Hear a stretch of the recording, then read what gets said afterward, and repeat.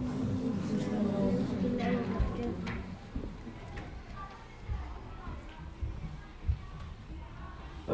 لله وكفى وسلام على عباده الذين اصطفى أما بعد فأعوذ بالله من الشيطان الرجيم بسم الله الرحمن الرحيم فاذكروني أذكركم واشكروا لي ولا تكفرون قال النبي صلى الله عليه وسلم لكل شيء سقالة وسقالة القلوب ذكر الله أو كما قال عليه الصلاة والتسليم رب اشرح لي صدري ويسر لي أمري واحلل عقدة من لساني يفقهوا قولي سبحانك لا علم لنا إلا ما علمتنا إنك أنت العليم الحكيم إن الله وملائكته يصلون على النبي يا أيها الذين آمنوا صلوا عليه وسلموا تسليما اللهم صل على محمد عبدك ورسولك وصل على المؤمنين والمؤمنات والمسلمين والمسلمات صدق الله العظيم وصدق رسوله النبي الكريم ونحن على ذلك لمن الشاهدين والشاكرين والحمد لله رب العالمين۔ اللہ رب العزت کا بے حد کرم اور احسان ہے۔ اللہ تعالیٰ نے ہمیں اپنی اصلاح کی فکر کے ساتھ اور آخرت کی فکر کے ساتھ مل بیٹھنے کا یہ موقع عطا فرمایا۔ اللہ تعالیٰ ہم سب کے اس مل بیٹھنے کو قبول فرمائے اور ہم سب کے لیے فکر آخرت کا اللہ اسے ذریعہ بنائے۔ آج جمعے سے قبل یہ بات عرض کی جا رہی تھی کہ اللہ تعالیٰ ہمیں اس بات کی طرف متوجہ فرماتے ہیں کہ اے ایمان والوں، اپنے آپ کو دوزخ کی آگ سے بچاؤ اور اپنے گھر والوں کو دوزخ کی آگ سے بچاؤ۔ تو اس پر بات چل رہی تھی کہ یہ دوزخ کی آگ سے جو بچنا ہے، ایک تو ہمارے اختیار میں ہے کہ ہم اپنے آپ کو دوزخ کی آگ سے بچا سکتے ہیں، اور اس بچنے کا راستہ میں نے یہ عرض کیا تھا کہ اگر اس دنیا کی زندگی میں ہم گناہوں کی آگ سے اپنے آپ کو بچا لیں تو کل قیامت کے دن دوزخ کی آگ سے بھی ہم بچ جائیں گے، اپنے آپ کو بچا لیں گے۔ اگر یہاں پر ہم نے اپنے آپ کو گناہوں کی آگ سے نہ بچایا تو پھر وہاں پر دوزخ کی آگ سے جو بچنا ہے وہ مشکل ہو جائے گا، کیونکہ حدیث میں آتا ہے کہ جو انسان بھی جنت میں جائے گا وہ اللہ کے فضل سے جائے گا، اپنے عمل سے نہیں جائے گا۔ یہاں تک کہ حضرت عائشہ صدیقہ رضی اللہ عنہا نے یہ سوال کیا کہ یا رسول اللہ صلی اللہ علیہ وسلم، کیا آپ بھی اللہ کے فضل سے جنت میں جائیں گے، اپنے عمل سے نہیں؟ آپ نے فرمایا کہ ہاں میں بھی، لیکن عادت اللہ یہی ہے کہ اللہ کا فضل جو متوجہ ہوتا ہے وہ عمل پر ہوتا ہے، عادت اللہ یہی ہے۔ تو اس لیے آج اگر کوئی اپنے آپ کو گناہوں کی آگ سے بچاتا ہے تو کل وہاں دوزخ کی آگ سے بچ جائے۔ اب سوال یہ ہے کہ اس دنیا کے اندر رہتے ہوئے ہم گناہ سے اپنے آپ کو کیوں نہیں بچا پاتے؟ یہ جو گناہ کی آگ ہمارے گھروں کے اندر بھی ہے، گناہ کی آگ ہمارے وجود کے اندر بھی ہے، تو اس گناہ کی آگ سے ہم کیوں نہیں بچ پاتے، اپنے گھروں کو کیوں نہیں بچا پاتے؟ آخر اس کا سبب کیا ہے؟ اس کا سب سے بڑا سبب یہ ہے کہ آج ہم نے اللہ کے ذکر کو چھوڑ رکھا ہے۔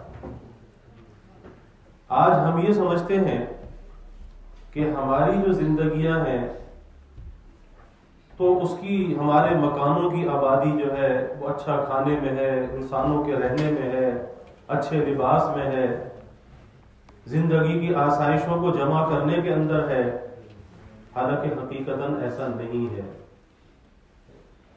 یہ دنیا اگر آباد ہے، اور اس دنیا کا وجود اگر باقی ہے تو صرف اس وجہ سے ہے، کسی کے کھانے سے نہیں، کسی کے کمانے سے نہیں، کسی کے مال سے نہیں، کسی کے حسن و جمال سے نہیں۔ اس دنیا کا وجود اگر باقی ہے تو اس لیے باقی ہے کہ زمین پر ابھی اللہ اللہ کرنے والے موجود ہیں، اللہ کو راضی کرنے والے موجود ہیں، اور جب اس زمین پر کوئی بھی اللہ کا نام لینے والا نہیں رہے گا تو پھر اس دنیا کا مقصد ختم ہو جائے گا اور اس دنیا کو ختم کر دیا جائے گا۔ تو پتہ یہ چلا کہ اس دنیا کا جو بقا ہے وہ بھی اللہ کے نام کے ساتھ ہے۔ اور اسی طریقے سے ہماری زندگیوں کے اندر اگر حیات آتی ہے، ایک تو حیات یہ ہے کہ ہم بیٹھ کر آپس میں باتیں کر رہے ہیں، ہمیں اپنی زندگی کے اندر حیات محسوس ہوتی ہے، ہم دنیا کے کاموں کو انجام دیتے ہیں، ایک تو یہ حیات ہے۔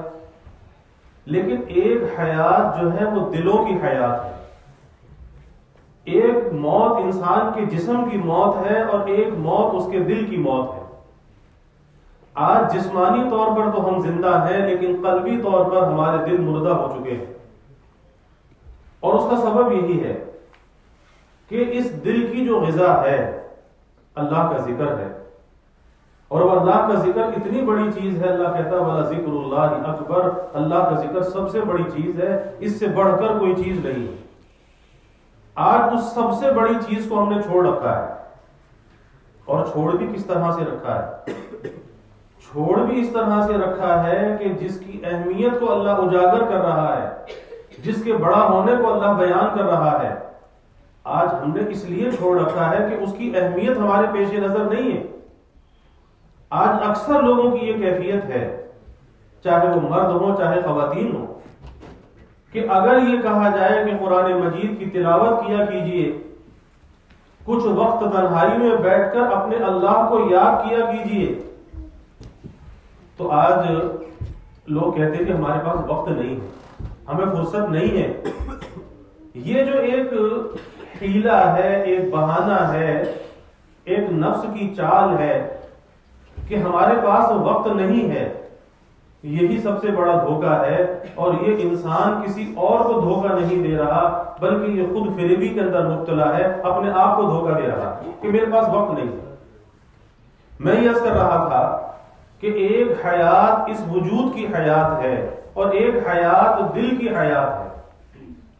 اس وجود کی جو حیات ہے کہ ہم سانس لے رہے ہیں، کھا رہے ہیں، پی رہے ہیں، تو یہ وجود ہمارا باقی ہے۔ لیکن دل کی جو حیات ہے، دل کی جو زندگی ہے وہ اللہ کے ذکر کے ساتھ۔ اسی لیے اللہ کے حبیب صلی اللہ علیہ وسلم نے مثال بیان فرمائی۔ آپ نے فرمایا کہ ذاکر زندہ اور غافل مردہ، ذاکر مثل زندہ کے ہے اور غافل مثل مردہ کے ہے۔ اور انسان یہ بات ذہنوں میں رکھیے کہ انسان اپنی زندگی کے اندر دو حالتوں میں ہوتا ہے، کسی تیسری حالت میں نہیں ہوتا۔ وہ دو حالتیں کون سی ہیں؟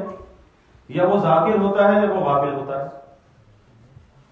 کبھی وہ زبان سے ذکر کر رہا ہوتا ہے اور کبھی اپنے عمل سے وہ ذکر کر رہا ہوتا ہے، جسے ذکر حقیقی کہتے ہیں۔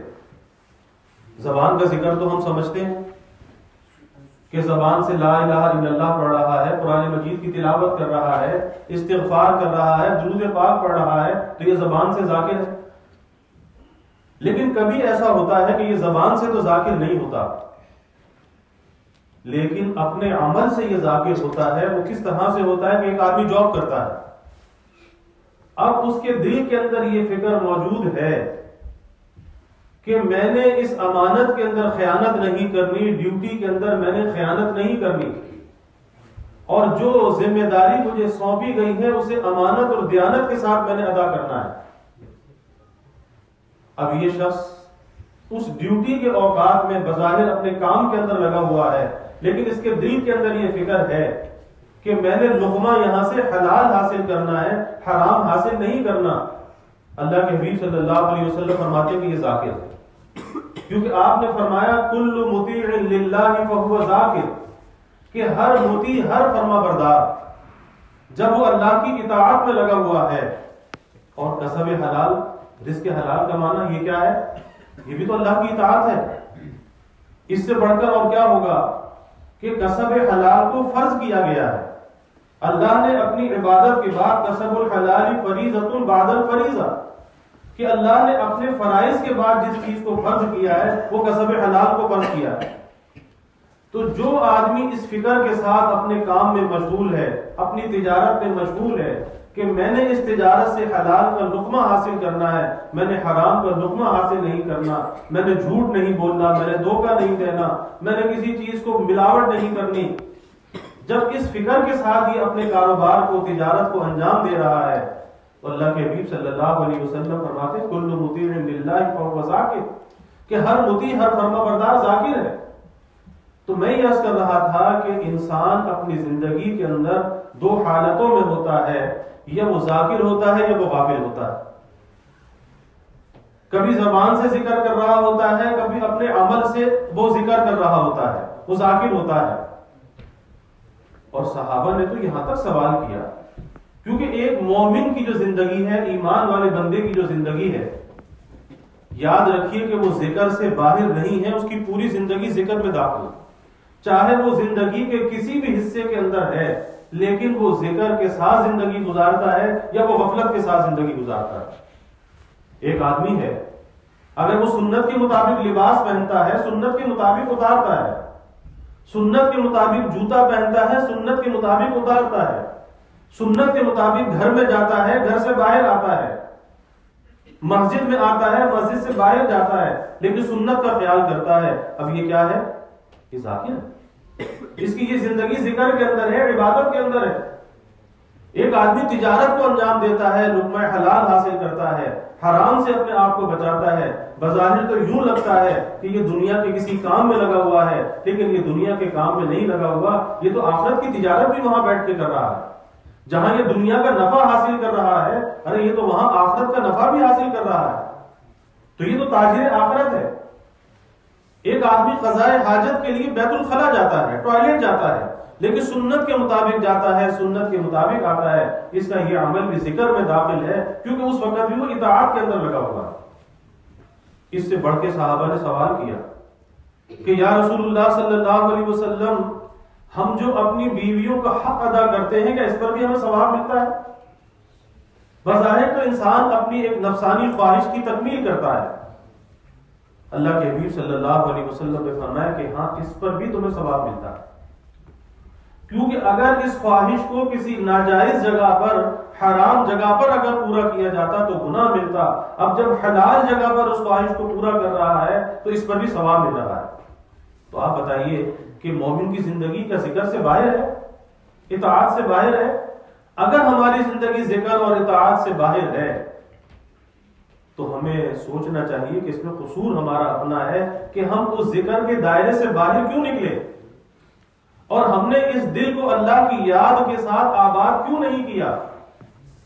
اور ایک بات ذہنوں کے اندر رکھنی چاہیے کہ ہمارے دلوں کی جو آبادی ہے یہ بھی اللہ کی یاد کے ساتھ ہے, اور ہمارے جو گھروں کی آبادی ہے یہ بھی اللہ کی یاد کے ساتھ ہے. آج افسوس کے ساتھ کہنا پڑتا ہے کہ آج گھروں کے اندر بھی اللہ کا ذکر نہیں. جہاں مرد ہیں وہاں خواتین کی بھی یہ کیفیت ہے کہ گھروں کے اندر اپنے وقت کو فضول تو بہت ضائع کرتی ہیں, اور آج کے زمانے میں وقت ضائع کرنے کا ایک ذریعہ بھی سوشل میڈیا بھی ہے. آج یہ اسمارٹ فون ہر ہاتھ کے اندر موجود ہے. آپ اندازہ لگائیے, چاہے مرد ہو یا خواتین ہو, نوجوان ہو یا بوڑھے ہو, کتنا آج اس سوشل میڈیا کے ذریعے سے اپنے وقت کو برباد کیا جا رہا ہے. حاصل کیا ہوتا ہے؟ کبھی سوچا کہ انسان اگر مال خرچ کرتا ہے تو مال خرچ کر کے وہ یہ دیکھتا ہے کہ کوئی نفع والی چیز حاصل کی, کوئی فائدے والی چیز حاصل کی, اور اگر 1 یورو بھی خرچ کرتا ہے, 10 یورو بھی خرچ کرتا ہے, کوئی پھل اور سبزی بھی لیتا ہے, تو اتنی عقل اور شعور اللہ نے دیا ہے کہ کوئی گلی سڑی چیز نہیں لیتا, کارآمد چیزیں لیتا ہے, صاف ستھری چیزیں لیتا ہے, کوئی خراب چیز نہیں اٹھاتا. تو جب ہم 1 یورو خرچ کرتے ہیں یا 10 یورو خرچ کرتے ہیں تو کارآمد چیز حاصل کرتے ہیں, لیکن یاد رکھیے کہ ہمارا جو وقت ہے یہ ہمارے مال سے بھی زیادہ قیمتی ہے. اتنا مال قیمتی نہیں جتنا ہمارا وقت قیمتی ہے. تو کبھی سوچا کہ اس وقت کو جو خرچ کر رہے ہیں، اور یہ تو خرچ ہو رہا ہے اور اس کا روکنا ہمارے قابو کے اندر بھی نہیں ہے، کیونکہ ہماری زندگی مثل آب رواں کی طرح ہے کہ یہ زندگی مسلسل بہہ رہی ہے، اور ایک وقت آئے گا کہ اس کا آخری قطرہ بھی ہمارے ہاتھ سے نکل جائے گا، زندگی کی شام ہو جائے گی، رخصتی کا پروانہ تھما دیا جائے گا۔ لیکن کبھی سوچنا چاہیے کہ یہ جو وقت جو مال سے بھی زیادہ قیمتی ہے، اس وقت کو جو ہم خرچ کر رہے ہیں کس میں؟ سوشل میڈیا میں۔ حاصل کیا ہو رہا ہے کہ کبھی ایک دفعہ بھی زبان پر اللہ کا نام نہیں آتا، اللہ زبان سے نہیں نکلتا، بس اس کے اندر ایسے مگن ہے، فیس بک ہے، ٹویٹر ہے، یوٹیوب ہے، نہ معلوم کن کن چیزوں کے اندر انسان لگا ہوا ہے۔ اور اس قدر وقت کا ضیاع، کل اسی وقت کے بارے میں جب ہم سے سوال ہوگا کہ اس زندگی میں جو وقت ملا تھا، اس سرمایہ کو کہاں پہ خرچ کر کے آئے، کل انسان سوچے کہ اللہ کو کیا جواب دے گا، کیا جواب دے گا۔ اور یاد رکھیے کہ ایک دفعہ اللہ کہنا، ایک دفعہ اللہ کہنا، چاہے آج ہمیں اس کی قدر و منزلت کا احساس نہیں ہے کہ یہ ایک دفعہ اللہ کہنا کتنا فائدے مند ہے، لیکن یہ دنیا و ما فیہا سے بہتر ہے کہ ایک دفعہ انسان کو اللہ کہنے کی توفیق مل جائے، دنیا و ما فیہا سے بہتر ہے، اس سے بڑھ کر ہے۔ لیکن آج اللہ کا نام زبان پہ نہیں آتا، آج دل اللہ کی یاد سے آباد نہیں ہے۔ بات یہ چلی تھی کہ آج ہم گناہ سے بچ کیوں نہیں پاتے، آخر اس کا سبب کیا ہے؟ اور جب ہم یہاں گناہ سے نہیں بچ پاتے، گناہ کی آگ سے نہیں بچ پاتے، تو کل وہاں دوزخ کی آگ سے ہم کیسے بچیں گے؟ اس کا سبب یہی ہے کہ اللہ کا ذکر ہماری زندگیوں کے اندر نہیں ہے، اور دل ہمارے اللہ کی یاد سے آباد نہیں ہے۔ اللہ کے حبیب صلی اللہ علیہ وسلم نے اللہ کی بارگاہ میں دعا کی، عجیب دعا کی۔ آپ نے فرمایا اللہم افتح اقفال قلوبنا بذکرک، یا اللہ ہمارے دلوں کے تالے کھول دے اپنے ذکر سے، اپنی یاد سے۔ تو پتہ یہ چلا کہ دلوں پر بھی تالے لگ جاتے ہیں۔ اب کوئی یہ کہہ جی ہمیں تو اپنے دل پہ لگا ہوا تالا نظر نہیں آتا، لیکن ہمیں یقین ہے کہ ہمارے محبوب صلی اللہ علیہ وسلم نے جب اللہ سے دعا کی ہے تو دلوں پر تالے لگتے ہیں، چاہے وہ ہمیں نظر آئیں یا نہ آئیں، لیکن دلوں پر تالے لگتے ہیں کیونکہ ہمارے محبوب ہی اللہ سے سوال کر رہے ہیں، یا اللہ ہمارے دلوں کے تالوں کو کھول دے۔ کس چیز سے کھول دے؟ اپنی یاد سے کھول دے۔ اب یہ جو دلوں پر تالے لگتے ہیں، کس چیز کے تالے لگتے ہیں؟ یہ دلوں پر جو تالے لگتے ہیں غفلت کے تالے لگتے ہیں، دلوں پر تالے لگتے ہیں دنیا کی محبت کے تالے لگتے ہیں، مال کی محبت کے تالے لگتے ہیں، ناجائز تعلقات کے اس دل پر تالے لگتے ہیں، اور وہ دل پر تالے ایسے لگتے ہیں کہ پھر آدمی اللہ کی یاد سے غافل ہو جاتا ہے۔ اور آج ہمیں اکثر معاشرے کے اندر ایسا ہی کچھ نظر آتا ہے کہ دنیا کی فکر تو ہوتی ہے لیکن آخرت کی فکر نہیں ہوتی۔ اور اس کی چھوٹی سی مثال ہے کہ مسجد میں اور ہر مسجد کے اندر تعلیم کا سلسلہ ضرور ہوتا ہے۔ کتنی دیر تعلیم ہوتی ہے؟ 5 منٹ 7 منٹ مشکل سے تعلیم ہوتی ہے، اور ظاہر ہے کہ اس میں اللہ اور اس کے رسول کی باتیں بیان کی جاتی ہیں، اور جہاں پر اللہ اور اس کے رسول کا ذکر ہوتا ہے، ان باتوں کو بیان کیا جاتا ہے، تو دلوں کی غفلتیں دور ہوتی ہیں، انسان کے اندر بیداری پیدا ہوتی ہے۔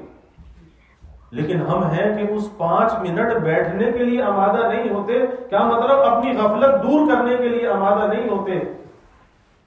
چند لوگ ہیں جو مخصوص سے لوگ ہیں، وہ تعلیم کے حلقے میں بیٹھ جاتے ہیں، باقی پوری مسجد نمازیوں سے خالی ہو جاتی ہے۔ اس کا کیا مطلب؟ کہ ہم اپنے عمل سے یہ ثابت کرتے ہیں کہ ہمیں اپنی غفلت کو دور نہیں کرنا، ہم نے اپنے دلوں کے تالوں کو نہیں کھولنا۔ ارے بھائی آخر یہ دل جو ہے، اس دل کی چارجنگ کہاں پر ہوگی؟ آج اگر کسی کا موبائل فون استعمال کرتے کرتے ختم ہو جائے تو فوراً الیکٹرک کے ساتھ اس کو لگا کر چارجنگ کرتا ہے، اسے چارج رکھتا ہے۔ اور یہ دل جو مردہ ہو رہے ہیں، آخر یہ کہاں پہ چارج ہوں گے؟ آج مولانا عدنان صاحب جمعے کے بعد یہی بات عرض کر رہے تھے کہ ان دلوں کی جو چارجنگ ہے وہ اللہ کا ذکر ہے اور وہ نیک صحبت کے حلقے ہیں، اور آج ہم نے یہ نیک صحبت کے حلقوں کو چھوڑ رکھا ہے۔ تو میں یہ عرض کر رہا تھا کہ آج جو ہم گناہ سے نہیں بچ پاتے، اس کا سبب اللہ کے ذکر کا ہماری زندگی میں نہ ہونا ہے۔ اس کی علامت اور پہچان کیا ہے؟ اس کی علامت اور پہچان یہ ہے کہ جب آدمی اللہ کا ذکر کرتا ہے اس کے دل میں ذکر کے انوار آتے ہیں، دل کے اندر ایک حیات ہوتی ہے، اچھائی اور برائی کے درمیان امتیاز ہوتا ہے، شناخت ہوتی ہے، خوشبو نظر آتی ہے، بدبو نظر آتی ہے، پاکی اور نجاست کے درمیان ایک فرق محسوس ہوتا ہے۔ کس وجہ سے؟ اللہ کے ذکر کی وجہ سے کہ ذکر کے انوار اندر ہوتے ہیں۔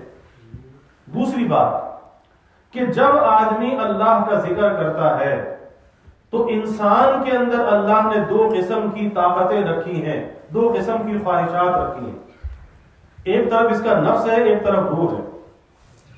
تو جب آدمی اللہ کا ذکر کرتا ہے اس ذکر سے یہ دل قوی ہوتا ہے، اس دل میں انوار آتے ہیں اور اس کی روح جو ہے وہ قوی ہوتی ہے، اور جب یہ روح قوی ہوتی ہے تو یہ نفسانیت کے اوپر غالب آتی ہے، پھر گناہ کے تقاضوں کا مقابلہ کرنا، اس ماحول کا مقابلہ کرنا اس کے لیے آسان ہوتا ہے، کیونکہ روح قوی ہے، نفس کمزور ہے، کیونکہ نفس کو غذا نہیں مل رہی۔ نفس کی غذا کیا ہے؟ نفس کی غذا گناہ اور اللہ کی نافرمانی۔ تو جو آدمی ذکر کرتا ہے، اللہ کی یاد کے ساتھ اپنے وقت کو گزارتا ہے، وہ اپنی روح کو قوی کرتا ہے، اپنے نفس کو کمزور کرتا ہے، نفس سے مراد نفسانی خواہشات کو کمزور کرتا ہے۔ اب ایسے شخص کے لیے نفس و شیطان کا مقابلہ کرنا آسان ہوتا ہے، گناہ سے بچنا آسان ہوتا ہے، نیکی کا کرنا آسان ہوتا ہے۔ اور جب آدمی اللہ کا ذکر نہیں کرتا تو پھر کیا ہوتا ہے؟ پھر اس کی روح کمزور ہوتی ہے اور نفس جو ہے وہ قوی ہوتا ہے، پھر نفسانی خواہشات غالب ہوتی ہیں، شہوات اور لذات غالب ہوتی ہیں، پھر کیفیت وہ ہوتی ہے کہ نہ اس سے نیکی ہو پاتی اور نہ وہ گناہ سے بچ پاتا، اور پھر یہ زندگی گناہ کے راستے پر اس ڈگر پر گزرتی چلی جاتی ہے، اور ایک ایسی بے راہ روی کا وہ راستہ ہے کہ جس پر چل کر کبھی انسان کی زندگی میں اطمینان اور سکون نہیں آتا۔ اور یہ بات میں جمعے سے قبل بھی عرض کر رہا تھا کہ ایک انسان کسی انسان کی ناراضگی کا تحمل نہیں کر سکتا، چاہے جائے کہ اللہ کو اگر ناراض کرے تو اللہ کی ناراضگی کا تحمل کیسے کر سکتا ہے؟ کبھی بھی نہیں کر سکتا۔ یہی وجہ ہے کہ جب گناہ کرتا ہے، گناہ کرنے سے اللہ ناراض ہوتا ہے، اور جب اللہ ناراض ہوتا ہے اس کے دل کا اطمینان اور چین چلا جاتا ہے، اور پھر اس گناہ کی سزا دنیا کے اندر شروع ہو جاتی ہے کہ ایک گناہ کے بعد جب دوسرے گناہ میں مبتلا ہوتا ہے، یہ نقد سزا ہوتی ہے کہ دنیا کے اندر اب یہ سزا میں مبتلا کر دیا گیا۔ بظاہر ہماری سمجھ میں نہیں آتا، ہم یہ سوچتے کہ زندگی تو عیش و عشرت سے گزر رہی ہے، لیکن وہ سزا اس کی جاری ہو چکی ہے کہ اب ایک گناہ کے بعد دوسرا گناہ ہے، دوسرے کے بعد تیسرا گناہ ہے، اب یہ گناہ کی سزا میں مبتلا ہے، اور یہ سزا کھلی آنکھوں نظر آتی ہے کہ صحیح راستے پر نہیں آتا، توبہ نہیں کرتا۔ ورنہ ایمان والا بندہ اگر اس سے کوئی گناہ ہو جائے، بھولے سے ہو جائے، نفس و شیطان کے بہکاوے سے ہو جائے، اس کی تو وہ کیفیت ہونی چاہیے کہ گھبرا جائے، پریشان ہو جائے، بے چین ہو جائے، اور جب تک رو رو کر اللہ کو راضی نہ کرے اس وقت تک چین اور اطمینان کے ساتھ نہ بیٹھے۔ یہ گناہ کیسے ہو گیا؟ اللہ کی نافرمانی کیسے ہو گئی؟ اتنا ڈر اور خوف اس کے اوپر طاری ہو جائے۔ لیکن آج افسوس کے ساتھ کہنا پڑتا ہے کہ آج یہ ڈر اور خوف ہماری زندگیوں کے اندر نظر نہیں آتا۔ اس کا سبب یہی ہے کہ ہم نے اللہ کے ذکر کو چھوڑ رکھا ہے۔ کیفیت کیا ہے کہ ایک زمانہ تھا، اور یہ کوئی بہت پہلے کی بات میں نہیں کر رہا، یہ ماضی قریب کی میں بات کر رہا ہوں، کہ ایک زمانہ تھا کہ ہر گھر میں دن کا جو آغاز ہوتا تھا وہ قرآن مجید کی تلاوت سے، فجر کی نماز سے ہوتا تھا۔ آج کتنے لوگ ہیں فجر کی نماز میں اٹھتے ہیں؟ کتنے لوگ ہیں صبح اللہ کا نام لے کر بیدار ہوتے ہیں؟ آج یہ چیز رخصت ہو گئی۔ یہی وجہ ہے کہ وہ زمانہ جب گھروں کو اللہ کے ذکر سے آباد کیا تھا، اللہ کے قرآن سے آباد کیا ہوا تھا، تو یہ کیفیت تھی کہ گھر میں ایک فرد کماتا تھا، سارا گھر کھاتا تھا، اتنی خیر و برکت تھی۔ آج جب ہم نے اللہ کے کلام سے اور نیکی سے اپنا ناطہ توڑ دیا، آج گھر تو وہی ہے، لیکن کیفیت یہ ہے کہ سارا گھر کماتا ہے پھر بھی پورا نہیں ہوتا، پھر بھی رونا ہے کہ جی بے برکتی ہے، کھانے پینے میں برکت نہیں، پریشانی، بیماری، عجیب قسم کے مسائل۔ آخر کس وجہ سے؟ اسی وجہ سے کہ ہم نے اللہ کے ذکر کو چھوڑ دیا، اس ذکر سے اپنے گھروں کو آباد نہیں کیا۔ پھر آج گھروں کے اندر آپس کے اندر اختلافات ہیں، ناچاکیاں ہیں، آج ایک دوسرے کا اکرام رخصت ہوتا چلا جا رہا ہے، بیٹا باپ کی عزت نہیں کرتا، بیوی شوہر کی عزت نہیں کرتی. آخر وجہ کیا ہے؟ آخر یہ دلوں کے اندر ایسی کیفیت کیوں پیدا ہوتی ہے؟ یہ شدت کیوں دلوں کے اندر آتی ہے؟ یاد رکھیے کہ یہ گناہوں کی وجہ سے آتی ہے، ورنہ اللہ کا جو ذکر ہے وہ دلوں کے اندر نرمی پیدا کرتا ہے، دلوں کے اندر عاجزی پیدا کرتا ہے، اور اس عاجزی اور نرمی کا اثر یہ ہوتا ہے کہ انسان کا کلام بھی نرم ہوتا ہے، اس کا برتاؤ بھی نرم ہوتا ہے، اختلافات نہیں پیدا ہوتے، آدمی درگزر کرتا ہے. اور آج کے معاشرے میں درگزر تو دور کی بات ہے، آج ہمیں عدم برداشت نظر آ رہی ہے کہ کوئی ایک دوسرے کو برداشت کرنے کے لیے آمادہ نہیں ہے. کس وجہ سے؟ ایک انا کی وجہ سے، انا کی وجہ سے کہ ہر آدمی اپنے کو بڑا سمجھا ہوا ہے کہ میں ہی سب کچھ ہوں. مرد کہتا ہے کہ میں بڑا، اور عورت کہتی ہے کہ میں بڑی، اور بچہ کہتا ہے کہ میں سب کچھ. وہ باپ کی عزت نہیں کرتا، بیوی شوہر کی عزت نہیں کرتی. آخر اس کا سبب کیا ہے؟ یہ انسان کے اندر یہ بڑائی ہے، یہ انا ہے. اور یہ انا کس وجہ سے ہے؟ اس وجہ سے کہ ہم اپنے کو بڑا سمجھے ہوئے ہیں، جبکہ اللہ کہتا ہے اللہ اکبر، اللہ سب سے بڑا ہے، وَلَذِكْرُ اللَّهِ اکبر، اللہ کا ذکر سب سے بڑا ہے. تو یہ جو اپنی بڑائی کا قائل ہونا ہے کس وجہ سے ہے؟ کہ اللہ کے ذکر کو ہم نے چھوڑ رکھا ہے، اور اللہ کی بڑائی اور عظمت کا استحضار نہیں ہے. اگر اس کی عظمت اور کبریائی کا استحضار ہوتا تو کبھی انسان اپنے کو بڑا نہ سمجھتا. اسی لیے کسی نے کہا کہ مٹا دے اپنی ہستی کو اگر کوئی مرتبہ چاہے، مٹا دے اپنی ہستی کو اگر کوئی مرتبہ چاہے، کہ دانہ خاک میں مل کر گلے گلزار ہوتا ہے. کہ جب گندم کا دانہ زمین میں ڈالا جاتا ہے تو زمین کے اندر وہ پہلے اپنی ہستی کو فنا کرتا ہے، اس کے بعد ایک چھوٹی سی کونپل پھوٹتی ہے، اور پھر اوپر آ کے وہ ایک پودا بنتا ہے، اور اس پر پھر پھل آتا ہے، ثمر آتا ہے.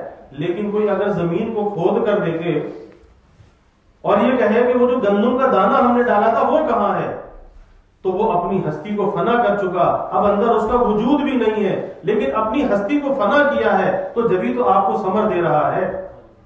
اسی طرح جب انسان اپنے کو چھوٹا سمجھتا ہے، اپنی انا کو پامال کرتا ہے، اپنے کو مٹاتا ہے، اللہ اسے عزت و احترام دیتا ہے. پھر اللہ کی طرف سے اسے بڑائی ملتی ہے، لیکن وہ من جانب اللہ ہوتی ہے، اپنے چاہنے سے نہیں ہوتی. تو آج ایک اختلافات کا سبب یہ ایک انا پرستی ہے. ایک اور کسی شاعر نے کہا کہ تو کو اتنا مٹا کہ تو نہ رہے. یہ جو میں ہے نا، میں سب کچھ، میں سب کچھ، تو کو اتنا مٹا کہ تو نہ رہے، تیری ہستی کا رنگ و بو نہ رہے. اتنا اپنے کو مٹا دے، اور تیری حقیقت بھی کیا ہے؟ اللہ کی عظمت اور کبریائی کے سامنے انسان ایک ذرہ بے مقدار ہے، بے حقیقت ہے. کہ تو کو اتنا مٹا کہ تو نہ رہے، تیری ہستی کا رنگ و بو نہ رہے. اور ہو میں ایسا کمال پیدا کر، اللہ کے ذکر میں کمال پیدا کر. یہ چیز ہے کمال پیدا کرنے. ہو میں ایسا کمال پیدا کر کہ ہو تو رہے تو نہ رہے. یعنی اندر سے اپنے آپ کو فنا کر دے، اپنے آپ کو مٹا دے. اور پھر یہ فنا بھی جب آتی ہے جب آدمی کے اندر اللہ کا ذکر آتا ہے. اب سوال یہ ہے کہ کیا اللہ کا ذکر مشکل ہے؟ کہ یہ جو اللہ کا ذکر ہم سے نہیں ہوتا تو کیا یہ اللہ کا ذکر مشکل ہے؟ ہاں ٹھیک ہے بچے. طلباء جو جن کے والدین ادھر نہیں بیٹھے ہوئے تو وہ جا سکتے ہیں اپنے اپنے بیگ کو. بڑے جو لڑکے ہیں وہ بیٹھ جائیں.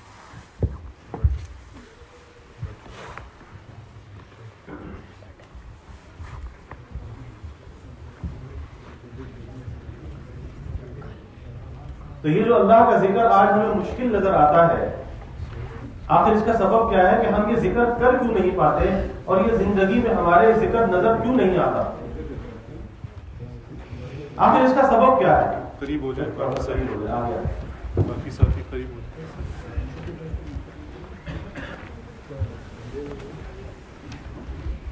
تو بھائی اس کا سبب یہ ہے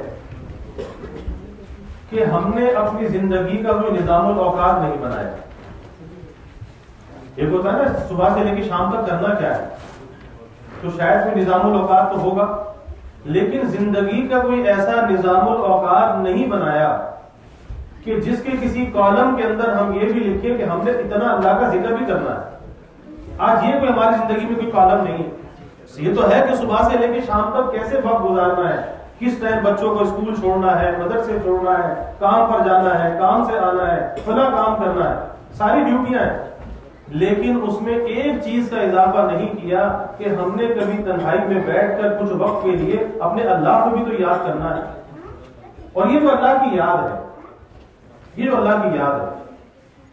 یاد رکھیے کہ یہ سب کچھ مال، اسباب، اولاد، سب کچھ یہی رہ جائے گا.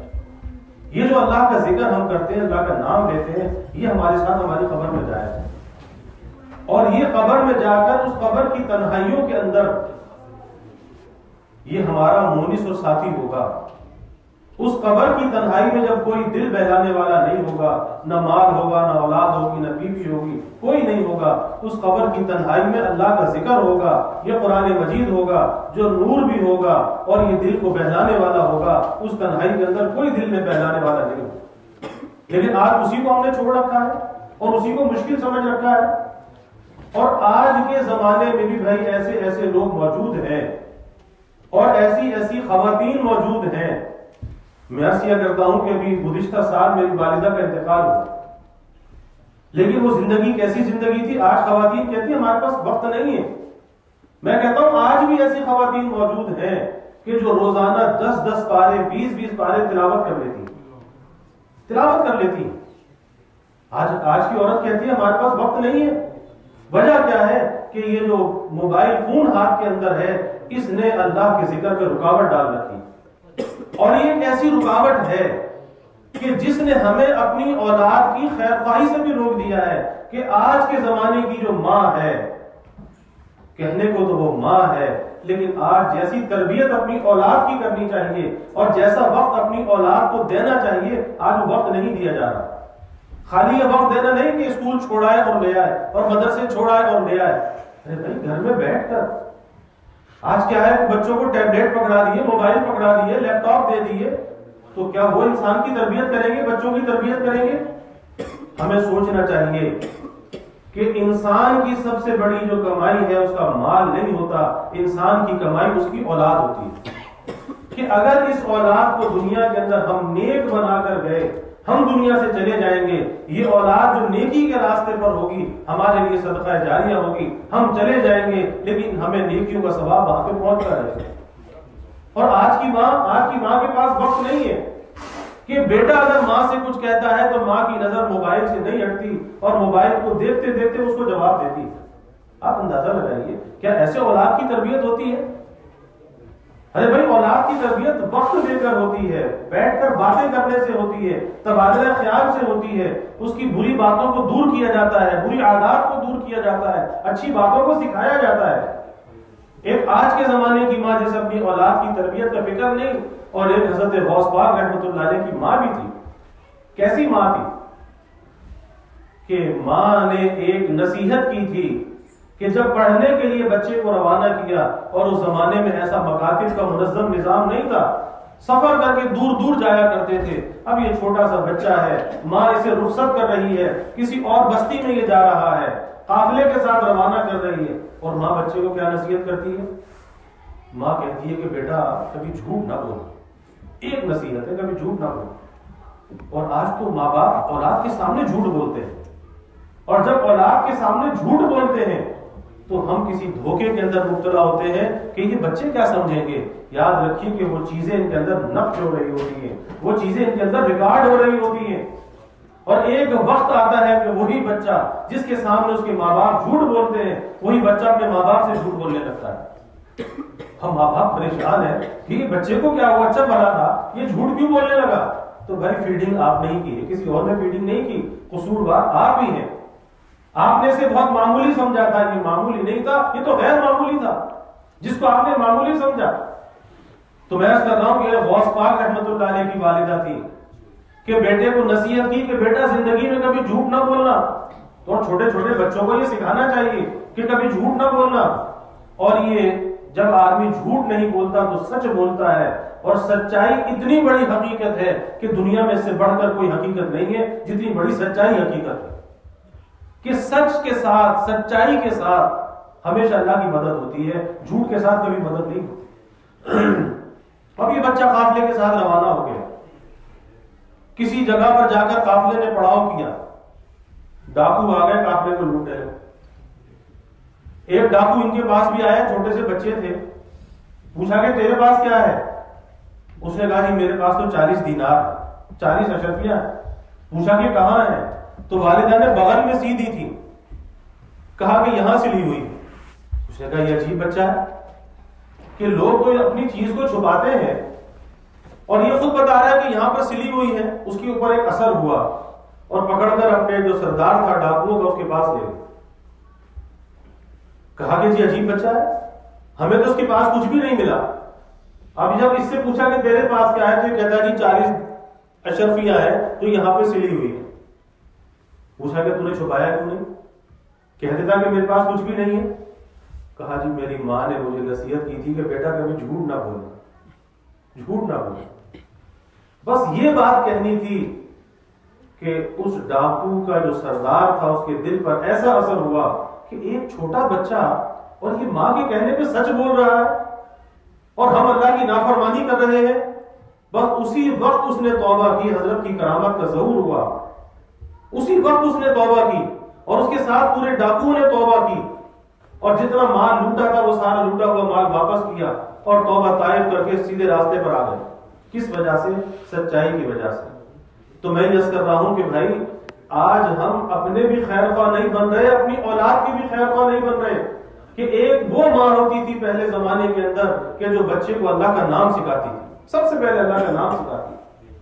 اور آج یہ جو ٹیبلیٹ اور موبائل ہاتھ میں دیے کہ بچہ کارٹون تو دیکھتا رہے لیکن اپنی ماں اور باپ کو تنگ نہ کرے، کچھ بھی کرتا رہے لیکن ماں باپ کو نہ ستائے، ماں باپ کو تنگ نہ کرے۔ تو آج کیا ہو رہا ہے؟ آج یہی ہو رہا ہے کہ بچوں کو مار دھاڑ تو آتی ہے، کیونکہ جو کارٹون کے اندر جو مناظر دیکھتے ہیں وہ مار دھاڑ تو آتی ہے، وہ ناچنا اور گانا تو آتا ہے لیکن اللہ کا نام لینا نہیں آتا۔ آج اللہ کے نام سے اجنبیت ہوتی چلی جا رہی ہے۔ تو میں یہ کر رہا تھا کہ کیا اللہ کا نام لینا مشکل ہے؟ تو جواب یہ کہ اللہ کا نام لینا مشکل نہیں، اللہ کا نام لینا تو سب سے آسان ہے۔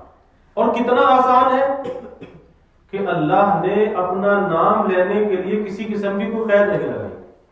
جتنا بڑا اس کا نام ہے اور جتنی عظمت اور کبریائی والی وہ ذات ہے، لیکن قربان جائیے کہ اپنا نام لینے کے لیے کسی قسم کے القاب اور آداب اور کوئی شرائط، کچھ بھی پابندی نہیں لگائی۔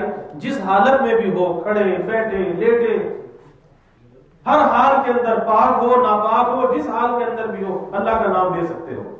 ہاں خواتین کے لیے یہ ہے کہ اگر وہ معذوری کے ایام میں ہے تو قرآن مجید کی تلاوت نہیں کر سکتی لیکن اللہ کا نام تو لے سکتی ہے۔ سبحان اللہ، الحمدللہ، لا الہ الا اللہ، اللہ کا ذکر تو کر سکتی ہے۔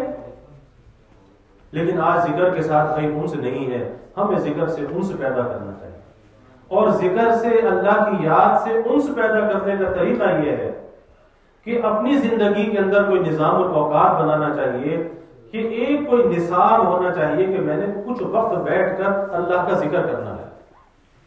اور جتنا بھی ہو، میں یہ نہیں کہتا کہ آپ روزانہ 5 پارے کی تلاوت کریں، میں یہ نہیں کہتا، میں یہ نہیں کہتا کہ آپ 1000 مرتبہ تیسرا کلمہ پڑھیں، میں یہ نہیں کہتا۔ میں کہتا ہوں کہ چاہے آپ 1 رکوع پڑھ لیں، 1 رکوع پڑھ لیں، لیکن ابتدا تو کر لیں، اور جب ابتدا کریں تو پھر روزانہ پابندی کے ساتھ ہونا چاہیے۔ پھر اس کا دعویٰ نہیں ہونا چاہیے کہ جیسے آدمی روزانہ کھانا کھاتا ہے، 2 وقت کھاتا ہے، صبح ناشتہ بھی کرتا ہے، کبھی اس کا ناغہ نہیں کرتا، کتنی مصروفیت کیوں نہ ہو، تو جیسے وہ جسم کی غذا ہے، اللہ کا ذکر روح کی غذا ہے۔ اور یاد رکھیے کہ ہمارے اس جسم کو روح لے کر چل رہی ہے، روح کو جسم لے کے نہیں چل رہا۔ اگر اس جسم سے روح نکل جائے تو یہ جسم تو مٹی کا ڈھیر ہے، بیکار ہے۔ پھر کوئی کتنا ہی پیارا کیوں نہ ہو، پھر اسے کوئی گھر میں رکھنے کے لیے آمادہ نہیں ہوتا۔ کس وجہ سے؟ کہ صرف روح تو اس کے اندر نہیں ہے، باقی تو سب کچھ موجود ہے، لیکن ہم اس کو رکھتے نہیں ہیں۔ تو اصل چیز ہماری روح ہے۔ تو جس طرح ہم اپنے جسم کی غذا کا خیال کرتے ہیں، اس کا دعویٰ نہیں کرتے، ایک وقت کی چائے بھی چھوڑنے کے لیے آمادہ نہیں ہوتے، تو بھائی اللہ کے ذکر کی بھی ایسی عادت ہونی چاہیے اور اس سے زیادہ عادت ہونی چاہیے۔ اور اس کا آسان طریقہ یہی ہے کہ ایک نظام الاوقات بنایا جائے کہ ہم نے کتنی تلاوت کرنی ہے، اور یہ ہر ایک کے حسب صحت ہے، حسب فرصت ہے۔ ایک آدمی جوان ہے، صحت اچھی ہے، وہ 1 پارہ بھی یوم میں پڑھ سکتا ہے۔ ایک آدمی بوڑھا ہے، بیمار ہے، ضعیف ہے، اس سے آدھا پارا بھی نہیں پڑھا جاتا، تو ہر ایک کا اپنا اپنا نصاب ہے. تو ایک نصاب ہونا چاہیے اپنی حسب صحت اور حسب فرصت کہ کس کے پاس کتنی فرصت ہے. اور پھر جتنی مقدار انسان مقرر کر لے، چاہے آپ 10 دفعہ تیسرا کلمہ پڑھیں، 10 دفعہ لا الہ الا اللہ کا ذکر کریں، 10 مرتبہ درود پاک پڑھیں، لیکن جب شروع کر دیں تو پابندی کے ساتھ کریں، پھر ناغہ نہ کریں، ناغہ نہ کریں. کیونکہ اپنے نفس کو، یہ انسان کا نفس ہے نا، خواہشات سے بھرا ہوا ہے، اور جب اس پر کوئی نماز کا، نیکی کا، ذکر کا بوجھ آتا ہے تو یہ نفس بھاگتا ہے. پھر بھاگنے کی پہچان کیا ہوتی ہے؟ بھاگنے کی پہچان یہ ہوتی ہے کہ اس نفس کے جو بھاگنے کی، اور یہ کیا بھاگتا ہے، ہمیں بھگاتا ہے. اس کی پہچان یہ ہے کہ اچھا ابھی تو فرصت نہیں ہے، چلو تھوڑی دیر کے بعد کریں گے، اچھا آج شام کو کر لیں گے، اچھا چلو شام نہیں ہوا تو صبح کر لیں گے. تو جس کام کو ٹال دیا وہ ٹل گیا، پھر وہ کام ہوتا نہیں ہے. اس نفس کو قابو کرنے کا طریقہ یہی ہے کہ اسے مقید کیا جائے، اس پر قید ڈالی جائے کہ بھائی اتنا کام تو تمہیں کرنا ہے. جیسے کتنی مصروفیت میں جسم کے کھانے کا ناغہ نہیں کرتے، غذا کا ناغہ نہیں کرتے، تو اس نفس کو قابو کرنے کا طریقہ یہ ہے اسے مقید کیا جائے. چاہے کچھ بھی ہو جائے، اتنا کام تو تجھے کرنا ہے، کام لو. اور یہ کام دے گا، کیوں نہیں دے گا؟ تو بھائی نظام و اوقات بنایا ہے. اور پھر ذکر کے فوائد کتنے ہیں آپ اندازہ لگائیے. اللہ کے حبیب صلی اللہ علیہ وسلم نے فرمایا کہ ایک مرتبہ جب آدمی سبحان اللہ کہتا ہے، ایک مرتبہ نصف میزان عمل بھر جاتا ہے. وہ جو نیکیوں کا پڑھلا، ساتوں زمین ساتوں آسمان اگر اس میں رکھ دیے جائے تو وہ نہ بھرے، لیکن اگر وہ آدھا بھرتا ہے تو صرف سبحان اللہ کہنے سے آدھا بھر جاتا ہے، الحمدللہ کہنے سے آدھا بھر جاتا ہے. اور اللہ کے حبیب صلی اللہ علیہ وسلم نے فرمایا کہ جب آدمی صدقے دل سے کلمہ پڑھتا ہے، لا الہ الا اللہ محمد رسول اللہ صلی اللہ علیہ وسلم، صدقے دل سے پڑھتا ہے، اخلاص سے پڑھتا ہے، ساری زندگی کے گناہ اللہ اس کے معاف کر دیتا ہے. اخلاص سے کلمہ پڑھا، ساری زندگی کے گناہ معاف ہو گئے. کتنا بڑا یہ کلمہ ہے. اور حدیث میں آتا ہے اللہ کے حبیب صلی اللہ علیہ وسلم نے فرمایا کہ یہ ہمارا کلمہ ہے لا الہ الا اللہ، بہت ہی مختصر ہے، چھوٹا سا، لیکن فرمایا کہ یہ اتنا بڑا کلمہ ہے کہ قیامت کے دن اللہ تعالیٰ اس کو اس ترازو کے پلڑے میں نہیں رکھیں گے، کیونکہ یہ کلمہ اتنا بڑا ہے کہ یہ اس میں نہیں آئے گا. اللہ اس کلمے کا جو اجر و ثواب ہے وہ علیحدہ سے عطا فرمائیں گے، علیحدہ سے عطا فرمائیں گے. اتنا بڑا یہ کلمہ ہے. تو بھائی کلمے کا ورد بھی کرنا چاہیے، تیسرا کلمہ بھی پڑھنا چاہیے، استغفار بھی کرنا چاہیے کہ کوئی نہ کوئی خطا ہم سے ہوتی رہتی ہے. جیسے ہاتھ میلے ہوتے ہیں، ہاتھ دھو لیتے ہیں، کپڑے میلے ہوتے ہیں، بدل لیتے ہیں، کپڑوں کو دھو لیتے ہیں. تو جیسے ہمارا ظاہر میلا ہوتا ہے ہم اسے صاف کر لیتے ہیں، اسی طرح بھائی ہمارا باطن بھی گناہوں سے آلودہ ہوتا ہے، میلا ہوتا ہے.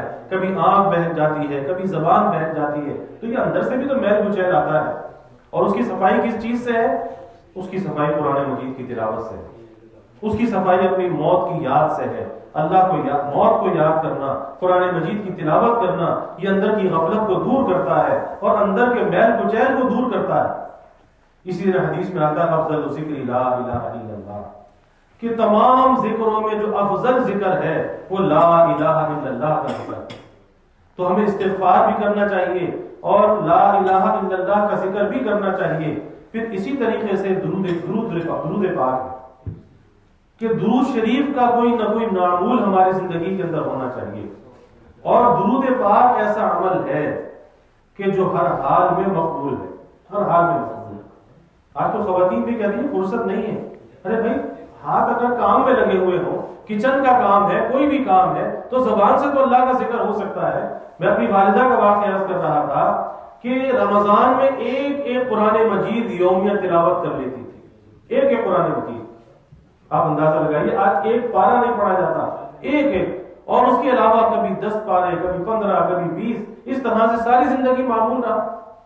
اور یہ جب اللہ کے ذکر میں آدمی لگتا ہے، آج ہمیں حیرت ہوتی ہے کہ ایک قرآن مجید کیسے پڑھ سکتے ہیں. تو یاد رکھیے کہ آپ کوشش تو کیجئے. جب آپ کوشش کریں گے اللہ آپ کے وقت میں وہ برکت عطا فرمائے گا. اس کا مشاہدہ آپ کو ہوگا کہ کس طرح سے اللہ قرآن مجید پڑھنے والوں کے وقت میں برکت عطا کرتا ہے کہ تھوڑے سے وقت کے اندر وہ بہت سی تلاوت کر لیتے ہیں. آج تو ہمیں شوق نہیں ہے. حضرت شیخ الحدیث نور اللہ مرکزہ کی آپ بیتی اٹھا کر دیکھیے کہ اپنی بیاس کے اندر حضرت نے لکھا رمضان کے معمولات کے اندر کہ رمضان میں کسی رمضان میں 22 قرآن ختم کیے، کسی میں 27 ختم کیے، کسی میں 20 ختم کیے، یعنی 20 22 25 27 قرآن پاک ہیں جو ہر رمضان میں ختم ہوتے ہیں. پھر حضرت شیخ نے اپنے گھر کی خواتین کا معمول بیان کیا کہ حضرت شیخ کا گھر کیسا تھا. سہارنپور میں کچا گھر مشہور تھا اور آج کے زمانے جیسے کچن نہیں تھے، جیسے آج جدید کچن ہے. پہلے بادشاہوں کے پاس بھی ایسے کچن نہیں تھے جتنی آج سہولیات ہیں. پھر بھی خواتین اللہ کا ذکر نہیں کرتی، تلاوت نہیں کرتی. اور وہاں کیا کیفیت تھی کہ حضرت شیخ کے گھر میں کبھی چولہے سے ہانڈی اترتی نہیں تھی. جو مہمان بھی آتا تھا، چاہے رات کو 2 بجے مہمان آئے، کھانا کھلا کر بھیجتے تھے. آٹا گھنا ہوا تیار ہوتا تھا، دسترخوان لگتا تھا، روٹی تازہ پک کر آتی تھی اور دسترخوان لگتا تھا، کھانا کھلا کر بھیجتے تھے. یہ کیفیت تھی. اور ایسے کچن بھی نہیں تھے. لیکن اس سب کے باوجود حضرت نے لکھا ہے کہ یہ سارے کام کاج کرتے ہوئے میرے گھر کی خواتین 10 پارے اوپر ایک قرآن مجید پڑھ لیتی ہیں، یعنی 40 پارے کی تلاوت کر لیتی ہیں. آپ اندازہ لیں. حکیم الامت حضرت تھانوی رحمۃ اللہ علیہ کے پاس ایک شخص نے خط لکھا اور اس خط میں اپنے حالات لکھے اور پھر اپنی اہلیہ کا معمول لکھا کہ حضرت میری اہلیہ گھر کے کام کاج کرتے ہوئے، بچوں کی تربیت اور دیکھ بھال کرتے ہوئے روزانہ 24,000 مرتبہ اس میں ذات کا ذکر کر لیتی ہے. اس میں ذات کہتے ہیں اس کو اللہ اللہ اللہ. یہ ایسا ذکر ہے کہ اگر اس کی عادت ہو جاتی ہے اللہ اللہ کی تو پھر سانس کے آنے جانے میں یہ ذکر چلتا رہتا ہے. آمد و شد میں نفس کے ہم ذکر ہو کرتے رہے، آمد و شد میں نفس کے ہم ذکر ہو کرتے رہے، اور بھری محفل میں ہم ان سے گفتگو کرتے رہے. اور یہ اللہ سے گفتگو کیا ہے؟ اللہ کا ذکر ہے، قرآن مجید کی تلاوت ہے. تو بھائی اس ذکر سے اپنے گھروں کو، اپنے دلوں کو آباد کرنا چاہیے. میں یہ عرض کر رہا تھا کہ کوئی نظام الاوقات ہونا چاہیے اور اس میں استغفار بھی ہونا چاہیے، پھر درود پاک بھی ہونا چاہیے. کتنے فائدے ہیں درود پاک کے کہ اللہ کے حبیب صلی اللہ علیہ وسلم نے فرمایا کہ جو ایک مرتبہ درود پڑھتا ہے، اور ہمارا درود پڑھنا کیا ہے کہ ہم اللہ سے درخواست کرتے ہیں کہ یا اللہ تو ہماری جانب سے اپنے حبیب صلی اللہ علیہ وسلم پر رحمت نازل فرما. یہ ہمارا درود ہے. تو جب ہم ایک درود بھیجتے ہیں اللہ ہم پہ 10 درود بھیجتا ہے، یعنی ہم تو ایک رحمت کی درخواست کرتے ہیں، اس ایک رحمت کے بدلے 10 رحمتیں ہم پر آتی ہیں. اور فرمایا کہ جو 10 مرتبہ درود پڑھتا ہے اللہ 100 مرتبہ اس پر رحمتیں بھیجتا ہے. اور جو 100 مرتبہ درود پڑھتا ہے یومیہ روزانہ، اللہ اس کی پیشانی پر لکھ دیتا ہے براءۃ من النفاق اور براءۃ من النار، کہ یہ نفاق سے بھی بری ہے اور یہ آگ سے بھی بری ہے. اور فرمایا کہ قیامت کے دن اس کا جو حشر ہے، اس درود پاک پڑھنے والے کا قیامت کے دن اس کا جو حشر ہوگا وہ شہداء کے ساتھ ہوگا. آپ اندازہ لگائیے کتنی دیر لگتی ہے. ایک 100 مرتبہ اگر درود پاک پڑھ لیا جائے، اور سب سے مختصر درود ہے صلی اللہ علیہ وسلم صلی اللہ علیہ وسلم، سب سے مختصر ہے اور مسنون بھی ہے. کتنا وقت لگتا ہے کہ آپ اپنے کام پر جاتے ہیں، گاڑی ڈرائیو کرتے ہیں، کوئی آدھا گھنٹہ گاڑی ڈرائیو کرتا ہے، کوئی 1 گھنٹہ ڈرائیو کرتا ہے. اگر ہاتھ میں تسبیح ہو، کاؤنٹر ہاتھ کے اندر ہو اور ذکر اگر چل رہا ہو، گاڑی بھی چل رہی ہے، ذکر بھی چل رہا ہے، راستے پر چل رہے ہیں، ذکر بھی چل رہا ہے، کتنا فائدہ، کتنا نفع. پھر اس کی برکت کتنی ہے، اس کی برکات کا آپ کو اندازہ نہیں کہ اس کی برکات کتنی ہے. تو بھائی ہمیں درود پاک کا بھی اہتمام کرنا چاہیے کہ اللہ کے حبیب صلی اللہ علیہ وسلم نے فرمایا کہ اللہ نے سیاح ملائکہ کی جماعتیں مقرر کی ہیں، ساری دنیا میں گشت کرتے رہتے ہیں اور درود پاک کو جمع کرتے رہتے ہیں، اور وہ درود پاک جمع کر کے اللہ کے حبیب صلی اللہ علیہ وسلم کی خدمت میں پہنچاتے ہیں اور ہمارے نام کے ساتھ پہنچاتے ہیں کہ یا رسول اللہ صلی اللہ علیہ وسلم فلاں ابن فلاں نے آپ کی خدمت میں یہ ہدیہ بھیجا ہے. آپ اندازہ لگائیے کہ ہمارا نام اگر آپ کی محفل میں آ جائے تو اس سے بڑھ کے کیا شرف ہوگا. تو اپنے معمولات میں درود پاک بھی ہمیں شامل کرنا چاہیے. درود پاک بے شمار اس کے فوائد ہیں. یہاں تک حدیث میں آتا ہے کہ جو شب جمعہ میں یا جمعے کے دن 1000 مرتبہ درود پڑھے، 1000 مرتبہ، کوئی زیادہ وقت نہیں لگتا، اللہ مرنے سے پہلے جنت کا ٹھکانہ دکھا دیتا ہے. موت بعد میں آتی ہے، پہلے جنت کا ٹھکانہ دیکھتا ہے، اس کے بعد دنیا سے جاتا ہے۔ کتنے فائدے ہیں۔ اور بھائی سب سے بڑا فائدہ اللہ کے ذکر کا، کہ موت کے وقت اس کی زبان پر اللہ کا ذکر ہوتا ہے۔ ہر انسان کی یہ آرزو اور تمنا ہے کہ موت کے وقت اللہ کا نام زبان پر ہو۔ حدیث میں بھی آتا ہے کہ جس کا آخر کلام لا الہ الا اللہ ہو، آپ نے فرمایا کہ وہ جنت میں جائے۔ تو یہ جو لا الہ الا اللہ ہے، یہ زبان پر خود بخود نہیں آتا، یہ اسی کی زبان پر آتا ہے کہ جو زندگی کے اندر اللہ کے ذکر کو اختیار کرتا ہے۔ ورنہ میں نے پہلے عرض کیا کہ انسان دو حالتوں کے درمیان ہے، یا وہ ذاکر ہے یا وہ غافل ہے۔ اللہ نہ کرے کہ اگر غفلت کے ساتھ زندگی ہے تو پھر اس کے نتائج بھی بڑے خطرناک ہوتے ہیں، کیونکہ موت کا جو وقت ہے وہ ساری زندگی کا نچوڑ اور خلاصہ ہوتا ہے، ساری زندگی کا۔ اور ساری زندگی کیا ہے؟ ساری زندگی وہ ہے جو کچھ کرتا رہا، جو کچھ بھی کرتا رہا، اچھا کرتا رہا، برا کرتا رہا، اس کا جو نتائج ہے وہ موت کے وقت سامنے آتے ہیں۔ اس لیے واقعات میں لکھا ہے، کتابوں میں لکھا ہے کہ ایک شخص کم تولا کرتا تھا۔ پہلے زمانے میں ترازو ہوتے تھے، ہاتھ سے اٹھا کر تولتے تھے، تو کم تولا کرتا تھا۔ جب موت کا وقت آیا اسے کلمے کی تلقین کی جاتی ہے، لیکن زبان پر کلمہ نہیں آتا۔ کہتا ہے وہ جو ترازو کی سوئی ہے وہ میری زبان میں اٹکی ہوئی ہے، میں کلمہ نہیں پڑھ سکتا، اور بغیر کلمہ پڑھے دنیا سے چلا گیا۔ کیا تھا؟ جیسی زندگی تھی ویسی موت۔ اسی لیے اللہ کے حبیب صلی اللہ علیہ وسلم نے فرمایا کہ جیسی تمہاری زندگی ہوگی ویسی تمہاری موت ہوگی، اور جیسی تمہاری موت ہوگی اسی حال میں تم اللہ کے سامنے کھڑے کیے گا۔ تو ہم اندازہ کر سکتے ہیں کہ کیسی زندگی ہے، ویسی موت ہوگی۔ اگر آج ہم اس زندگی کو اللہ کے ذکر سے آباد کر لیں، اور یہ جو زبان چلتی ہے، باتیں کرتی ہے، تو بھائی اگر اس کے مصرف کو صحیح کر لیں، مصرف کو صحیح کر لیں، اللہ کے ذکر میں اس کو زبان کو لگا دیں، چلتے پھرتے اٹھتے بیٹھتے اللہ کا ذکر کرنے لگیں، تو یہ زبان کا مصرف بھی صحیح ہو جائے، یہ زبان چلتی بھی رہے، عادت بھی برقرار رہے، لیکن فائدہ اس کا کتنا ہو کہ آج ہمیں نہیں پتا، لیکن کل وہاں جا کے پتا چلے گا۔ حدیث میں آتا ہے کہ مرنے کے بعد انسان اس بات کی تمنا کرتا ہے، اللہ سے کہتا ہے کہ یا اللہ اتنی سی مہلت مجھے مل جائے کہ دنیا میں جا کر ایک مرتبہ سبحان اللہ کہہ کے واپس آ جاؤں، ایک مرتبہ الحمدللہ کہہ کے واپس آ جاؤں، لیکن پھر مہلت ملتی نہیں۔ کس وجہ سے؟ کہ وہ حقیقت کو دیکھ چکا ہے۔ آج حقیقت ہمارے سامنے نہیں ہے، وہ دوسرے عالم کو دیکھ چکا ہے کہ ایک مرتبہ سبحان اللہ کہنے کی، الحمدللہ کہنے کی کتنی اہمیت ہے، تو یہ آرزو کرتا ہے کہ اتنی سی مہلت مجھے مل جائے۔ اور ایک واقعہ کتابوں میں آتا ہے، میں عرض کر کے بات کو ختم کرتا ہوں، کہ ایک اللہ والے کسی قبرستان سے گزرے ہوئے جا رہے، دیکھا کہ یہ قبر کھلی ہوئی ہے، ایک بزرگ بیٹھے قرآن مجید کی تلاوت کر رہے ہیں، اور اللہ تعالیٰ کبھی کبھی عالم برزخ کے جو احوال ہیں وہ دنیا میں منتشر فرما دیتے ہیں، بندوں کی عبرت کے لیے، نصیحت کے لیے، رغبت کے لیے، اور سینکڑوں واقعات کتابوں میں لکھے ہوئے۔ تو ان اللہ والوں نے یہ جو قبرستان سے گزر رہے تھے، جب یہ منظر دیکھا کہ قبر میں ایک بزرگ بیٹھے ہوئے قرآن مجید کی تلاوت کر رہے ہیں، تو بے ساختہ ان کی زبان سے نکلا سبحان اللہ۔ کتنی اونچی حالت ہے کہ قبر میں قرآن مجید کی تلاوت۔ تو وہ جو قبر میں اللہ والے تھے انہوں نے کیا کہا؟ انہوں نے کہا کہ بھائی اتنا زمانہ میرے انتقال کو ہو چکا، اور اب تک میں 60,000 قرآن مجید ختم کر چکا، لیکن وہ 60,000 تم لے لو، اور یہ جو ایک مرتبہ سبحان اللہ کہا ہے یہ مجھے دے، یہ مجھے دے۔ علامت تو اچھی ہے لیکن اجر و ثواب اس میں کوئی نہیں ہے۔ ایک آدمی خواب میں سارا قرآن مجید پڑھ لے، بیت اللہ جائے، وہاں کا طواف کر لے، عمرہ کر لے، تو علامت تو اچھی کہیں گے لیکن اس پہ ثواب نہیں ہے، کوئی قرب نہیں ہے۔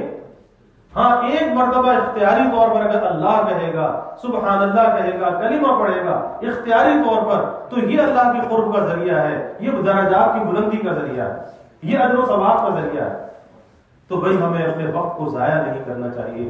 بہت وقت غفلتوں میں گزر گیا، جو کھیلوں میں تو نے لڑکپن گنوایا، تو بدمستیوں میں جوانی گنوائی، پھر غفلتوں میں بڑھاپا گنوایا، تو یوں سمجھ کے کل زندگانی گنوائی۔ ایک دن مرنا ہے، آخر موت ہے، کر لے جو کرنا ہے، آخر موت ہے۔ تو اپنے مرنے کو بھائی پیش نظر رکھنا چاہیے۔ اور سب سے بڑا فائدہ میں عرض کر رہا تھا کہ اگر زندگی ذکر والی ہوگی، نیکی والی ہوگی، اس کا فائدہ موت کے وقت ہوگا کہ اللہ کا ذکر زبان پہ ہوگا، اللہ کا ذکر زبان پہ ہوگا۔ اور یاد رکھیے کہ شیطان جب موت کا وقت آتا ہے ہر انسان سے مناظرہ کرنے کے لیے آتا ہے. شیطان کی پوری کوشش ہوتی ہے کہ کسی طرح سے یہ اپنا ایمان بچا کے قبر میں نہ لے جائے, یہ دنیا میں چھوڑ جائے. اب اس شیطان کا مقابلہ کون کر سکتا ہے؟ وہی کر سکتا ہے جس کے اندر روحانی طاقت ہے, جس کے اندر اللہ کی یاد رچی بسی ہے, وہی شیطان کا مقابلہ کر سکتا ہے. ورنہ اس شیطان کو اس وقت یہ کیفیت ہوتی ہے, کہتا ہے کہ ارے اللہ سے بدگمان کرتا ہے, اللہ سے مایوس کرتا ہے, اور کہتا ہے کہ آگے کچھ بھی نہیں ہونے والا, اور کس اللہ پہ تو بھروسہ کرتا ہے, اس قسم کی باتیں اس کے سامنے کرتا ہے, اللہ کا یقین دل سے نکالتا ہے اور خاتمہ خراب کرنا چاہتا ہے. لیکن اللہ کے اس برے خاتمے سے وہی بچ سکتا ہے جو آج اللہ کے ذکر سے دلوں کو آباد کر لے. تو بھائی ہمارے گھروں کی بھی آبادی اللہ کے ذکر سے ہے, اور ہمارے دلوں کی آبادی بھی اللہ کے ذکر سے ہے. جہاں پر اللہ کا ذکر ہوتا ہے وہاں پہ ملائکہ کا نزول ہوتا ہے, فرشتے اس مجمع کو گھیر لیتے ہیں. اور حدیث میں آتا ہے, اللہ کے حبیب صلی اللہ علیہ وسلم نے فرمایا کہ جب بندہ اپنے جی میں مجھے یاد کرتا ہے, فرمایا کہ میں اسے اپنے جی میں یاد کرتا ہوں, اور جب بندہ مجمع میں مجھے یاد کرتا ہے تو میں اس سے بہتر مجمع میں یعنی ملائکہ کے مجمع میں اسے یاد کرتا ہوں. اور جب بندے اللہ کا ذکر کرتے ہیں بھائی ملائکہ کا نزول ہوتا ہے, ملائکہ اس مجمع کو گھیر لیتے ہیں, پھر سکینہ اطمینان کی کیفیت نازل کی جاتی ہے. اور یہ جو دلوں کا اطمینان ہے, اللہ تعالیٰ فرماتا ہے الا بذکر اللہ تطمئن القلوب, آگاہ ہو جاؤ دلوں کا اطمینان اللہ کی یاد سے ہے. تو بھائی آسان بھی ہے, مشکل بھی نہیں ہے, اس لیے ہمیں اس آسان کو اختیار کرنا چاہیے, اسے مشکل نہیں سمجھنا چاہیے. اور طریقہ میں نے آپ کے سامنے عرض کر دیا کہ کم سے کم مقدار آپ مقرر کر لیں, لیکن پھر اس کا ناغہ نہیں ہونا چاہیے. اور اپنے نفس پر اتنی قید تو ضرور ڈالیں, اور جب کم سے کم مقدار سے آپ چلیں گے, جیسے چھوٹا بچہ اسے پہلے ماں کی فیڈنگ پر چلایا جاتا ہے, پھر اس کے بعد کچھ لیکوڈ غذا دی جاتی ہے, پھر کچھ ٹھوس غذا دی جاتی ہے, آہستہ آہستہ وہ بچہ بہت جوان ہو جاتا ہے, تندرست توانا ہو جاتا ہے.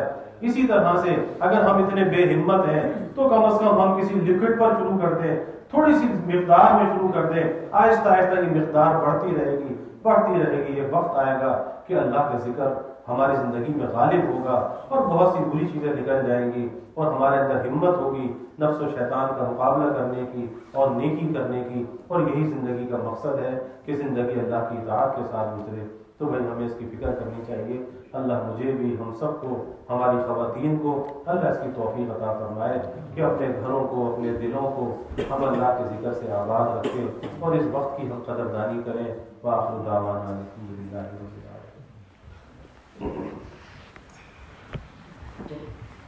الحمد للہ رب العالمین والعاقبۃ للمتقین والصلاة والسلام علی اشرف الانبیاء والمرسلین.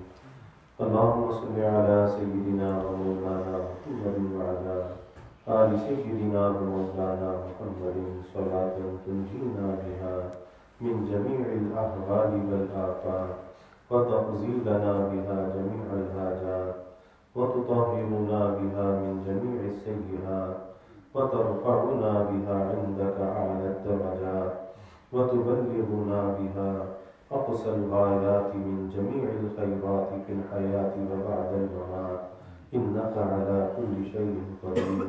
اللهم رب الحل والحرام ورب المشعر الحرام ورب البيت الحرام ورب الركن والمقام, أبلغ بروح سيدنا ومولانا محمد منا السلام. ربنا آتنا في الدنيا حسنة وفي الآخرة حسنة وقنا عذاب النار. ربنا أتمم لنا نورنا واغفر لنا إنك على كل شيء قدير. ربنا ظلمنا أنفسنا وإن لم تغفر لنا وترحمنا لنكونن من الخاسرين. ربنا هب لنا من أزواجنا وذرياتنا قرة أعين واجعلنا للمتقين إماما. اللهم ألف بين قلوبنا وأصلح ذات بيننا واهدنا سبل السلام ونجنا من الظلمات إلى النور وجنبنا الفواحش ما ظهر منها وما بطن. وبارك لنا في أسماعنا وأبصارنا وقلوبنا وأزواجنا وذرياتنا وتب علينا إنك أنت التواب الرحيم. واجعلنا شاكرين لنعمتك مسنين بها قابليها وأتمها علينا. اللهم افتح أقفال قلوبنا بذكرك وأتمم علينا نعمتك وأسبغ علينا من فضلك واجعلنا من عبادك الصالحين.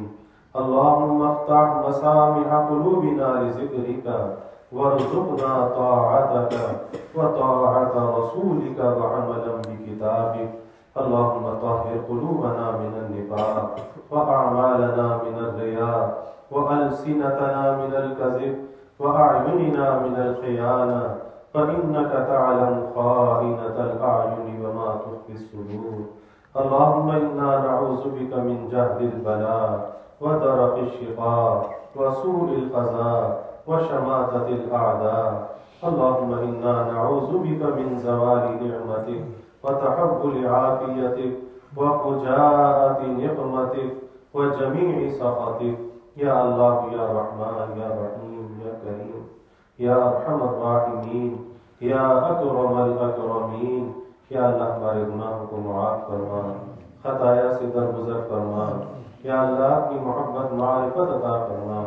یا اللہ ہمارے دلوں کو اپنی یاد سے آباد فرما، ہمارے گھروں کو یا اللہ اپنی یاد سے آباد فرما. یا اللہ ہمارے قلوب کو اپنے اغیار سے خالی فرما، اپنی محبت اور معرفت سے لبریز فرما. یا اللہ ہمیشہ اپنا نام پاک لینے کی توفیق عطا فرما. اپنے ذکر سے، اپنی یاد سے یا اللہ ہمیں انس عطا فرما.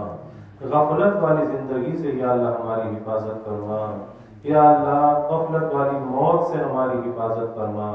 کثرت ذکر دوام طاعت کی یا اللہ توفیق عطا فرما.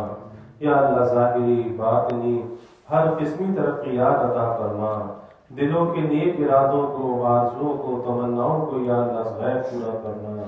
یا اللہ ہر قسمی حاجات کو پورا کرنا، ہر قسمی پریشانیوں کو دور فرما، ہر قسمی بیماریوں سے یا اللہ حفاظت فرما، ہر ناگہانی بلا اور مصیبت سے یا اللہ حفاظت فرما، زمینی آسمانی آفات سے یا اللہ حفاظت فرما، موذی امراض سے یا اللہ حفاظت فرما. یا اللہ سب کے علم میں، عمل میں، رزق میں خوب خیر و برکت عطا فرما. یا اللہ رزق حلال عطا فرما، آسان عطا فرما، برکت والا عطا فرما. یا اللہ رزق ظاہر بھی عطا فرما، رزق باطن بھی عطا فرما. نیکی اور طاعت کا رزق عطا فرما، ذکر و طاعت کا رزق عطا فرما. یا اللہ اپنی محبت اور معرفت کا رزق عطا فرما. یا اللہ کبھی مخلوق کا محتاج نہ بنا. یا اللہ ہمیشہ اپنا محتاج بنا کے رکھنا، اپنے در کا سائل اور بھکاری بنا کے رکھنا. یا اللہ اپنے در کا منگتا اور سوالی بنا کے رکھنا. یا اللہ اپنے غیر سے ہماری امیدوں کو قطع فرما، اپنی ذات عالی کا یقین ہمارے دلوں میں پیدا فرما. ہر امید کو یا اللہ اپنی ذات سے وابستہ کرنے والا بنا. یا اللہ جو ہماری عمر بڑھتی جائے یا اللہ ہماری نعمتوں کو بڑھاتے جانا. یا اللہ ہماری نیکیوں کو بڑھاتے جانا. یا اللہ ہماری عافیت کو بڑھاتے جانا. یا اللہ سب سے زیادہ ہمارے ایمان کو بڑھا دینا. یا اللہ جب وقت ملاقات آئے یا اللہ اپنی ملاقات کا شوق ہمیں عطا فرمانا. موت کی رغبت یا اللہ ہمارے دلوں میں پیدا فرمانا. یا اللہ ہماری موت اپنے استحضار والی عطا فرما، اپنے دھیان والی عطا فرما. ہماری قبروں کو یا اللہ جنت کا باغ بنا. قبر کی تنگی سے، عذاب سے، اندھیرے سے یا اللہ تیری پناہ چاہتے ہیں. اے اللہ تو ہمیں اپنی پناہ میں لے لے. یا اللہ تو ہمیں اپنی پناہ میں لے لے. یا اللہ میدان حشر کی ذلت اور رسوائی سے بچا. یا اللہ جیسے یہاں ستاری فرمائی اے اللہ وہاں بھی ستاری فرما. یا اللہ نہ ہمیں یہاں پہ رسوا فرما، یا اللہ نہ وہاں پہ ہمیں رسوا فرما. یا اللہ وہاں بھی ستاریت کا معاملہ فرما. اپنے حبیب صلی اللہ علیہ وسلم کی شفاعت نصیب فرما. آپ کی شفاعت سے یا اللہ جنت کا ٹھکانہ عطا فرما. اپنے حبیب کا جوار اور دیار یا اللہ ہمیں نصیب فرما. آپ کی تعلیمات پہ چلنے والا بنا. آپ کی غلامی میں جینے اور مرنے کی یا اللہ توفیق عطا فرما. آپ کے طریقوں کی مخالفت سے یا اللہ ہماری حفاظت فرما. یا اللہ اس بستی پر اپنی رحمتوں کا نزول فرما.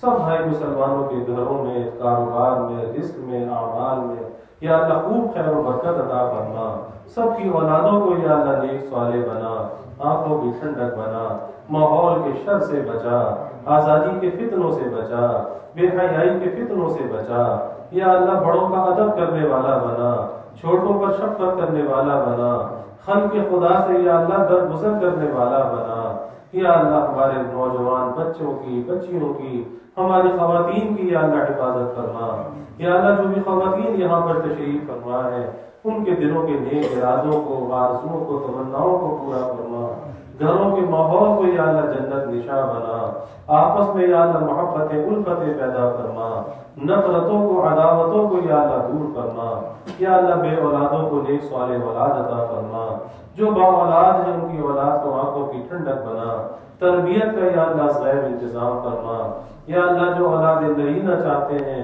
نیک صالح ولد عطا فرما، یا اللہ جہاں زن و شوہر کے تعلقات میں کشیدگی ہے یا اللہ دلوں میں جوڑ پیدا فرما، محبت و الفت پیدا فرما، یا اللہ ہمیں بڑوں کا اکرام کرنے والا بنا، چھوٹوں پر شفقت کرنے والا بنا، دین دنیا آخرت کی یا اللہ ہر بھلائی عطا فرما، یا اللہ کشمیر کے مظلوم مسلمانوں کی مدد فرما، ہندوستان کے مظلوم مسلمانوں کی مدد فرما، اے اللہ تو ان کی ہر ضرورت کی کفالت فرما، ان سے قید و بند سے انہیں آزادی عطا فرما، ان ظالموں کے ظلم سے یا اللہ نجات عطا فرما، ایسے ظالموں کو یا اللہ تباہ و برباد فرما، نشان عبرت بنا، یا اللہ نشان عبرت بنا، یا اللہ ان کے جان، مال، ایمان، عزت آبرو کی حفاظت فرما، گھر بار کی حفاظت فرما، اولاد کی حفاظت فرما، یا اللہ جو مانگا وہ بھی عطا فرما، جو نہ مانگ سکے یا اللہ وہ بھی عطا فرما، ہمیشہ اپنے سے مانگنے والا بنا،